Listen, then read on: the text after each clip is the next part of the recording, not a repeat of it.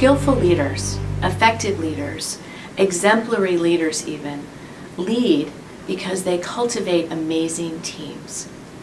And they cultivate amazing teams and by generating a sense of trust and well-being and the ability for people on the team to bring forth their best efforts, right?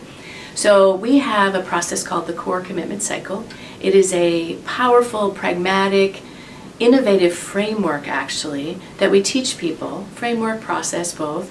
It creates a way for people to create greater commitments to each other.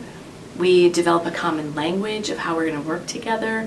People bring their best selves into the team in order to craft promises one to another so that we can actually have work happen effectively, efficiently, and actually with a little bit of fun. We try to make it a really good time for them. So the core commitment cycle is built on these three elements that create the fabric, or three threads that integrate together to form the fabric of an amazing team: attention, awareness, and conversation.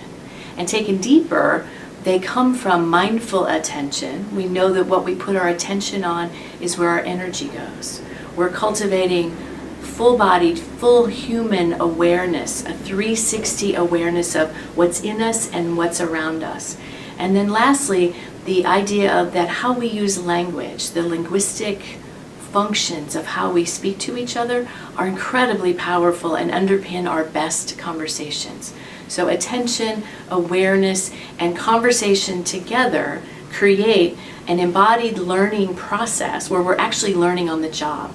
And we know together that regardless of what technical skills people bring in, what book knowledge they have from where they came from in terms of their domain of expertise, that in this core commitment cycle, we're able together to create a new learning team that will allow these folks to get work done, to be more accountable to one another and to ultimately to the organization, to create a culture of care, an ethic of care, so that everyone's voice is heard and that everyone knows that their ideas are taken into consideration when we're working on the team.